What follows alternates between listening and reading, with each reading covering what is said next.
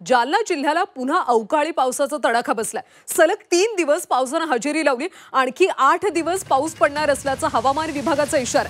मका, सोयाबीन, कापूस भिजल्यामुळे शेतकऱ्यांचं मोठं नुकसान झालं। पावसामुळे रब्बीची पेरणी लांबणीवर पडली। जालना जिल्ह्याला पुन्हा एकदा अवकाळी पावसाने तडाखा दिलाय। सलग 3 दिवस झालेल्या पावसामुळे शेतकऱ्यांच्या हातातोंडाशी आलेला घास हिरावला गेला।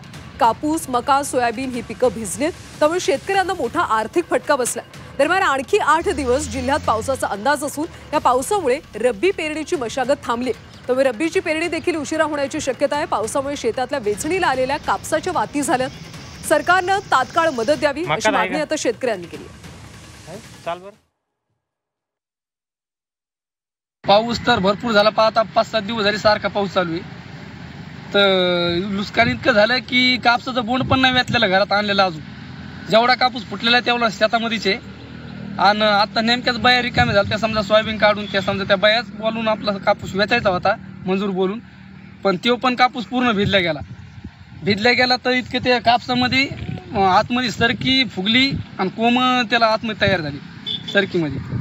आणि शासन म्हणलं होतं दिवाळीच्या अगोदर काहीतरी मदत देऊ म्हणलं होतं, ती पण मदत दिली नाही त्यांना। आणि दिवाळीच्या नंतर पण निसर्ग कोपला आणि निसर्गाने ह्या 2-3 दिवसामध्ये एवढा काय पावसाचा तडाखा दिला की जो कापूस आलेला होता वेचणीला तो पूर्णपणे मातीमध्ये गेलेला आहे। जे पांढरं सोनं जे आपण म्हणत होतो, जे शेतकऱ्याच्या पदरात पडणार होतं, ते त्याला सगळी पूर्ण काजळी चढली आणि त्याच्या निव्वळ अक्षरशः वाती झाल्या। हे बघा तुम्ही, हे बघू शकता, याच्या पूर्ण वाती झालेल्या आहेत। हे असे कापूस लटकलेला काळा पडलेला आहे। आणि ह्या कापसाला आता व्यापारी जे शासनाने हमी भाव दिलेला आहे 8,000-7,000, आता 8,000-7,000 तर भेटणं मुश्किल आहे, पण याला 2,000-2,500-3,000 सुद्धा कापूसाला भाव भेटेल की नाही भेटेल हे नाही सांगता येणार आता। आणि याची शेतकऱ्याची पूर्णतः माती झाली।